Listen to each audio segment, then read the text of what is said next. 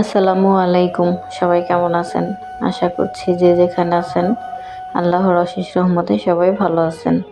তো আমরাও আলহামদুলিল্লাহ সবাই ভালো। তো এখন হচ্ছে 11টা বাজে। তো আমি কিছু কালো জিরা ঝাড়তাছি। আর এর আগে আমি কিছু কাপড় ভিজায় রাখলাম। সকাল সকাল কাপড় কয়টা ভিজায় রাখছি। তো যেহেতু রোদ উঠছে আজকে আর তাড়াতাড়ি কাপড় কয়টা ধুয়ে দিলে শুকায় যাবে রোদ্রে। তো এই কারণে প্রথমে আমি কাপড় কয়টাই আজকে ভিজাইছি আগে, তারপর যে কালো জিরা কয়টা নিয়ে আসলাম। তো এই কালো জিরা কয়টা কিছুদিন আগে আপনাদের ভাইয়া হাটে থেকে আনছিল। তো বেশি খাওয়া হয় নাই, এই 2বার না 3বার খাওয়া হয়েছিল। কিন্তু কালো জিরা গিনি কেমন জানি সাদা সাদা আর কি, কেমন জানি ফাঁকন্দ পড়ে যাইতেছে এরকম মনে হইতেছিল। তো এই কারণে ভাবতেছি আজকে কালো জিরা কয়টা একটু ঝাড়া দিয়া পরে ধুয়ে রোদে শুকাই দিই, তাহলে হয়তো কালো জিরা কয়টা কিছুদিন ভালো থাকবে।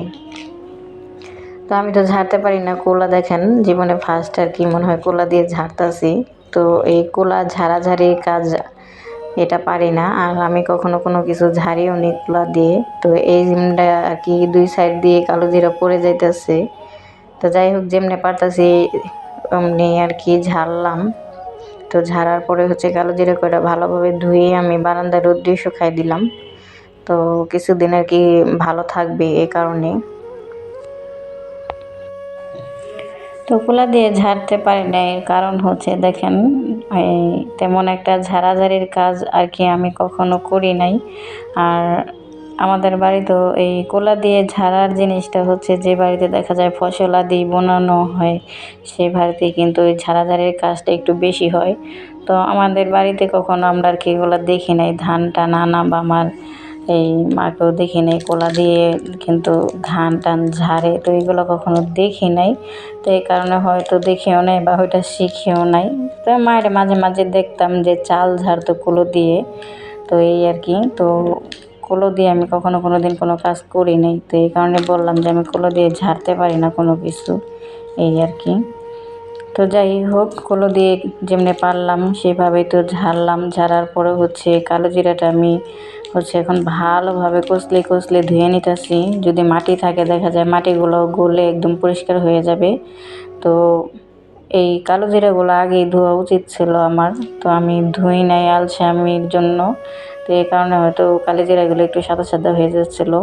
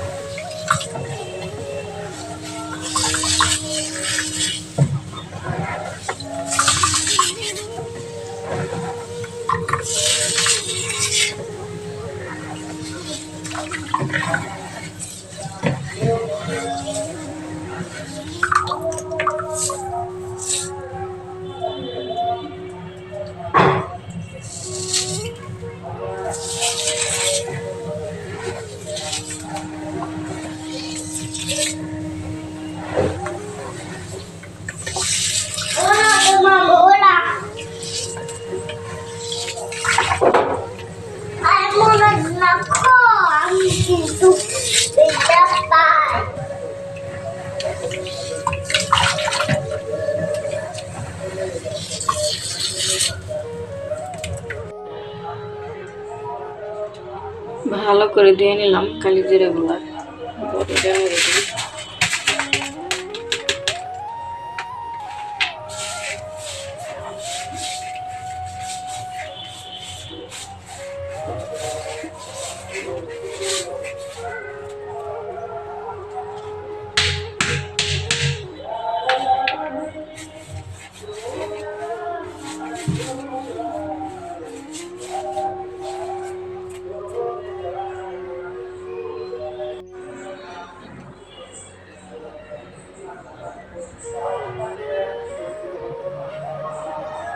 ঘরের মধ্যে এখানেও রোদ আসছে, বারান্দায় দিয়ে দিই, যে বারান্দায় রোদ।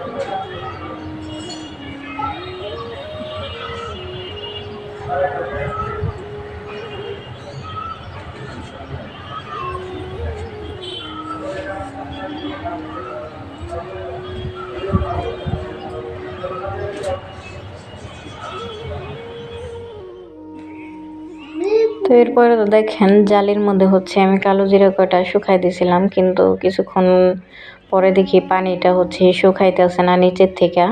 তো তারপরে হচ্ছে আমি আমার একটা ওড়না সুন্দরভাবে বিছিয়ে তারপরে ওড়নার উপরে হচ্ছে ঢেলে দিলাম কালো জিরাগুলা। তো তারপরে হচ্ছে হাত দিয়ে সুন্দরভাবে মেলে দিলাম। তো এইভাবে দেওয়াতে কালো জিরাগুলা দেখা যায় একদিনে একদম ঝরঝরা শুকাই গেছিলো। তো প্রথমে এইভাবে দিলে হয়তো আরও আগেই শুকায় যেত, তো তখন ওইটা আমার মাথায় ছিল না। তো ওড়নাটা বিছিয়ে তারপরে হচ্ছে কালি জিরাটা সুন্দরভাবে দিয়ে হাত দিয়ে মেলে দিতেছি। আর আজকে হচ্ছে প্রচুর পরিমাণে বাতাসে ওড়নাটাও প্রায় উড়ে আসছিল। তো আমি হচ্ছে আবার একটু ভার দিয়ে রাখছিলাম সাইড দিয়ে। তো সুন্দরভাবে এভাবে মেলে দিতেছি কালি জিরাগুলা। তো এভাবে মেলে দেওয়াতে কালি জিরাগুলা তাড়াতাড়ি শুকায় গেছিলো। তো যাই হোক, আমার সম্পূর্ণ ভিডিওর পাশেই থাকেন, দেখতে থাকেন।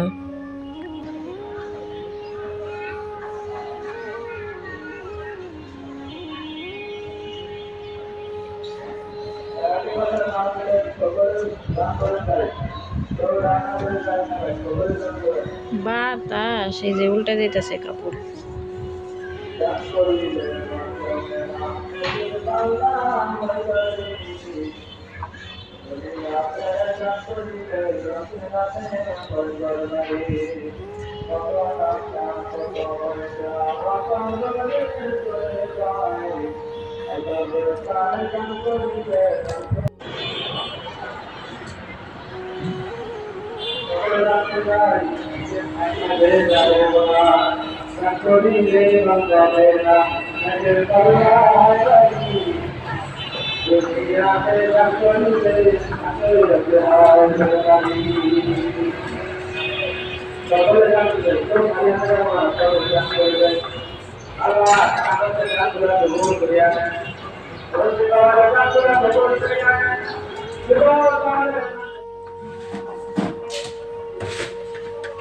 চলে আসলাম দুপুরে রান্না করতে।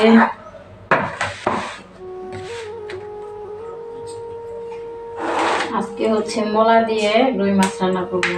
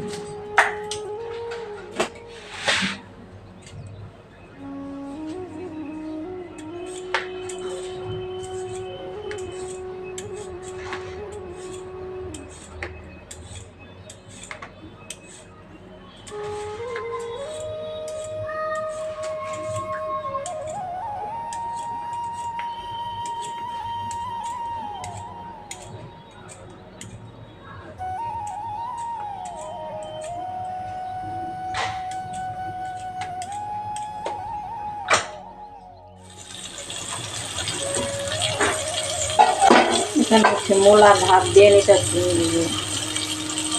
ভাপ দিয়ে নিলে মূলার যে গন্ধটা আছে ওটা একটু হালকা হয়ে যাবে। আর এখানে হচ্ছে আলুটা কষাইতেছি পেঁয়াজের মধ্যে। এখানে আর মশলা দিই নাই, শুধু পেঁয়াজের মধ্যে আলুটা আলুটা করতেছি। আলু মূলা দিয়ে হচ্ছে রুই মাছ।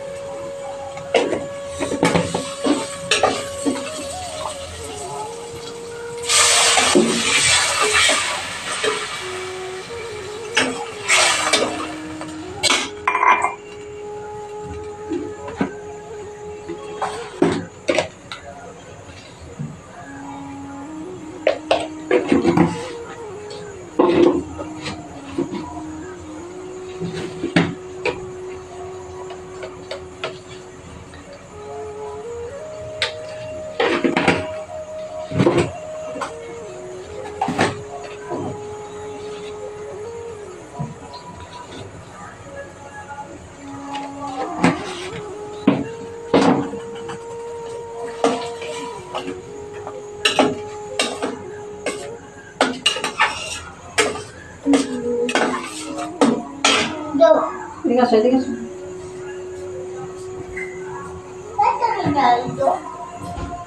কি খাচ্ছ?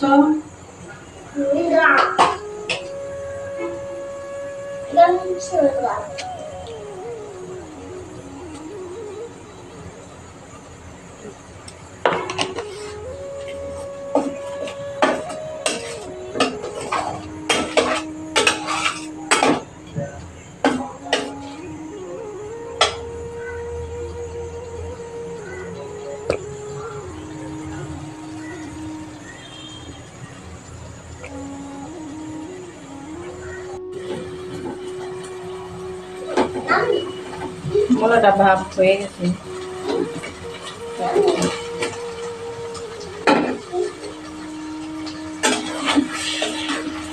একটা টমেটো আছে, টমেটোটা দিয়ে দিই। আচ্ছা, মূলার তরকারিতে টমেটো কি দেওয়া যায় কিনা কেউ জানলে একটু বলবেন প্লিজ। আমি জানি না মূলার তরকারিতে টমেটো দেয় কিনা, কিন্তু তারপরে দিয়ে দিলাম।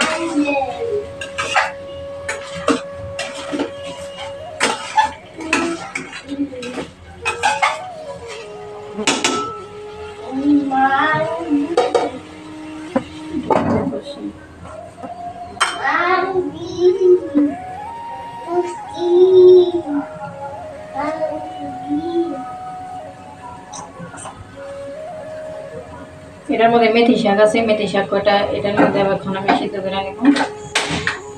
বছরের প্রথম মেথি শাক আমাদের বাসায় খাওয়া হইতেছে আর কি।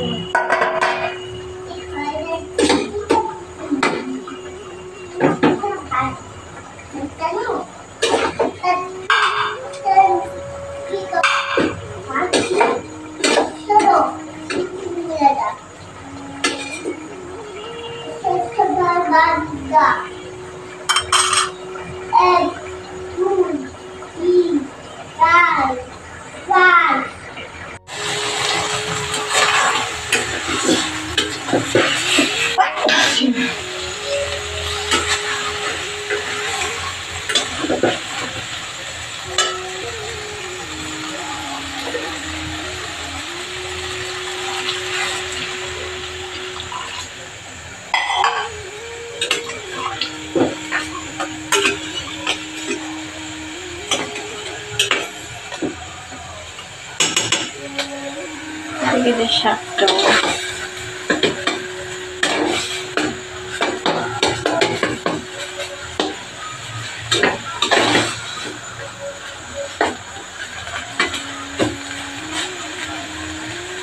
এটার এখন শুকনো মরিচ আর রসুন দিয়ে বাগার দেবো, তাহলে হয়ে যাবে আমার শাক রান্না করা। আর মূলার তরকারিতে একটু ঝোল দিয়ে দিলাম, বলক উঠলে মাছটা দিয়ে দিব।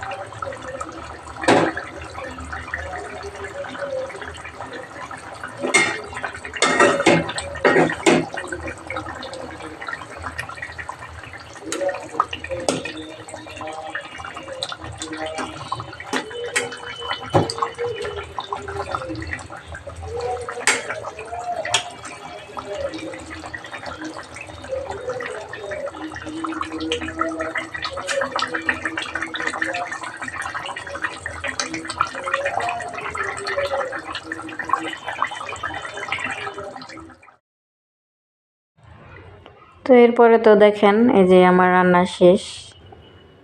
আলু মূলো দিয়ে হচ্ছে রুই মাছের তরকারি, আর এখানে আছে মেথি শাক। তো মেথি শাকটা হচ্ছে 1 মুঠা আনছিলাম, তো 1 মুঠা শাক হচ্ছে যে ছোট্ট একটা বাটি হয়েছে। তো এই বাটিটুক আর কি যতটুক দেখতেছেন এই শাকটুক আমি খাবো, কেননা এটা হচ্ছে তিতা শাক, আর তিতা শাক হচ্ছে আবিরের আব্বু খাবে না, আর আবির তো শাকটা এগুলা খাই না। তো আবির হয়তো একটু মাছ নেবে, একটু সরান আর কি ঝোল নেবে এই। তো মেথি শাকটা হচ্ছে তিতা শাক। তিতা শাক বলতে আমরা বছরের কি শীতের এই প্রথম আমি মেথি শাকটা রান্না করলাম, আজকে প্রথম। আর শীতের মধ্যে তো বিভিন্ন ধরনের শাক পাওয়া যায়, আর শাকের মধ্যে মেথি শাকটা হচ্ছে তিতা, আর সম্ভবত সরিষা শাকটা তিতা শাক। তো যাই হোক, আর এই শাকটা যখন আমি রান্না করছি বিশ্বাস করবেন না কি যে পরিমাণে একটা ঘ্রাণ বের হয়েছিল। তো মেথি শাকের ঘ্রাণটা আমার কাছে খুবই ভালো লাগে। তো যাই হোক, এখানে রান্না বাড়া তো আমার হয়ে গেছে, এখন আর খাবো না, আমানকে খাওয়াবো। তো আমি হচ্ছে বারান্দায় কিছু কালো জিরা দিছিলাম, আগেই দেখছেন, তো ওগুলো এখন উঠায় নেব। কালো জিরার জন্য হচ্ছে আমি সকালবেলা যে কাপড় চোপড় ধুয়ে রাখছিলাম ওগুলা হচ্ছে আমি শুকাই দিই নাই, কেননা কাপড় চোপড়গুলো দিলে হচ্ছে রোদটা একটু কমে আসবে। আর কালো জিরাগুলো যেহেতু আমি আজকে ধুয়ে দিছি, তো এই কারণে আর কি কালো জিরাগুলোর জন্য আমি আর কি কাপড় দিয়ে শুকাই দিই নাই। তো এখন আমি আর কি এই কালো জিরাগুলো উঠাইয়া পরে আমাকে খাওয়াইয়া ঘুম পাড়াবো। তো আজকে আর খাওয়া দাওয়া আমি এখন করব না, খাওয়া দাওয়া আমি পরে করবো, কাপড়টা শুকাই এই আর কি, পরে হচ্ছে আমাকে খাওয়াবো।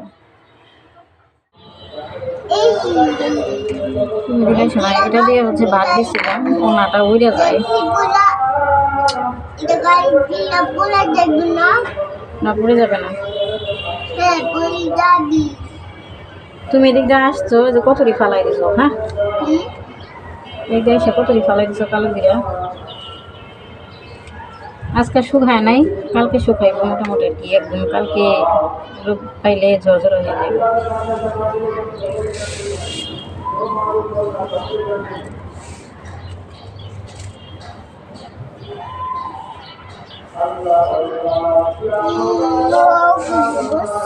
নিচে চলে যায়।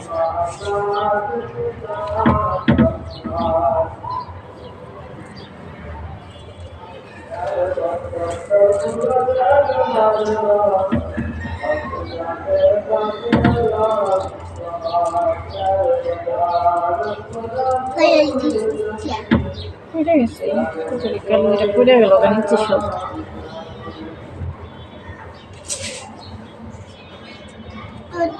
ঠান্ডা